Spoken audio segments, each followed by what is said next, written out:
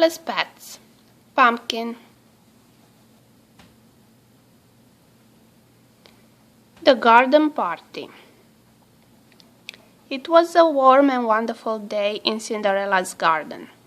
The birds chirped in the trees, the bees buzzed among the flowers, and the princess' sweet puppy was practicing her pirouettes.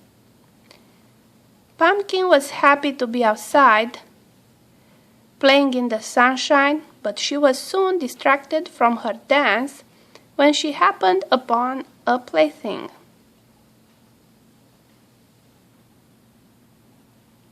Pumpkin inspected the toy with care.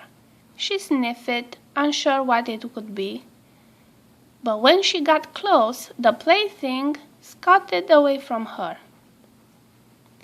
She sneaked it up again, and it failed once more. Was it a snake? The puppy followed the long blue something as it stretched through the garden until she was nose to nose with a mouse. But this wasn't just any mouse. It was Cinderella's friend Gus, and the plaything was a long paper streamer. Gus was startled by the puppy at first, but when he realized it was his old pal Pumpkin, he was delighted. With a skip and a scurry, Gus took off running through the grass, trailing the paper streamer behind him for Pumpkin to chase. The two friends bounded through begonias, dashed through daisies, and ran through roses. They dipped under dahlias, leaped over lilies, and pranced through peonies.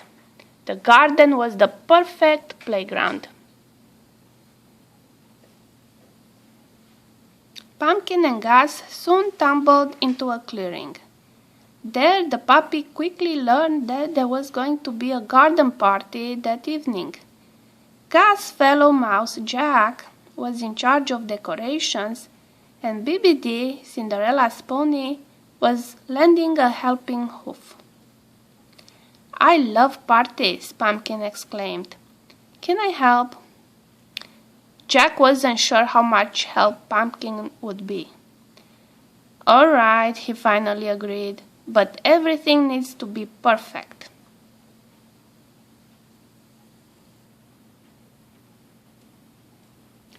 Poor Jack was right. Pumpkin was not much help at all. In fact, she actually caused quite a bit of trouble.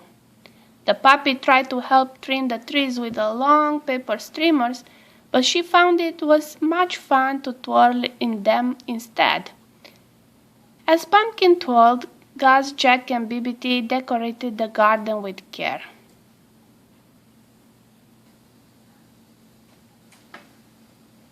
When it was time to hang the lights, Pumpkin was far too tangled up to help. "Look at me, I'm just like a tree," Pumpkin called as her friends delicately hung the twinkling lights. Jack thought that Pumpkin could at least help them polish the dance floor. Her 4 paws were always moving, so they might as well be polishing. The little puppy had another idea though. "Why polish when you can slide?" Pumpkin shouted.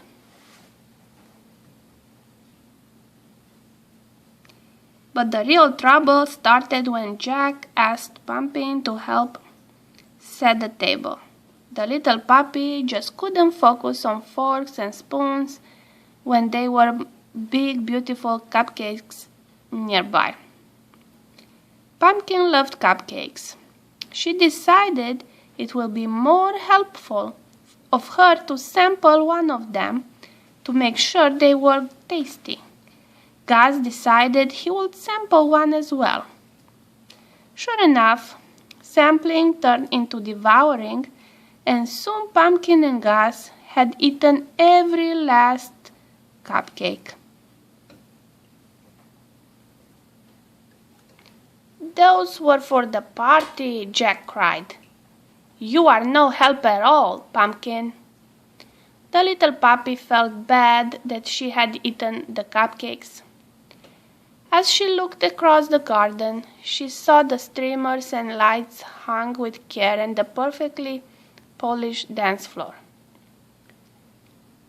Her friends had worked so hard, and she had been nothing but trouble. "I'm sorry," said Pumpkin.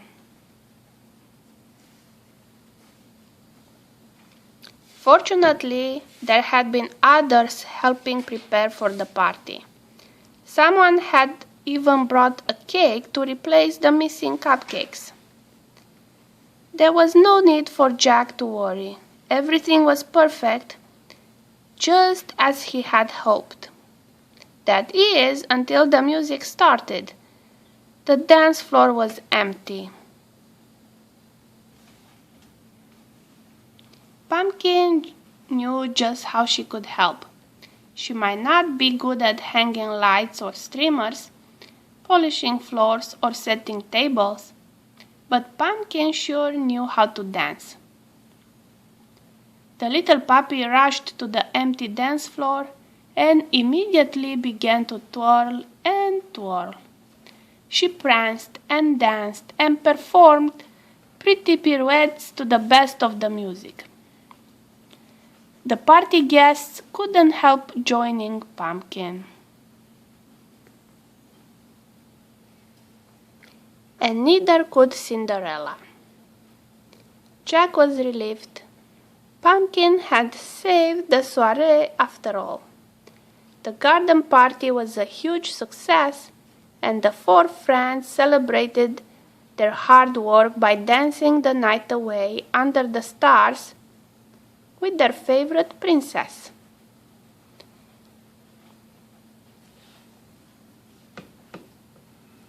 The end.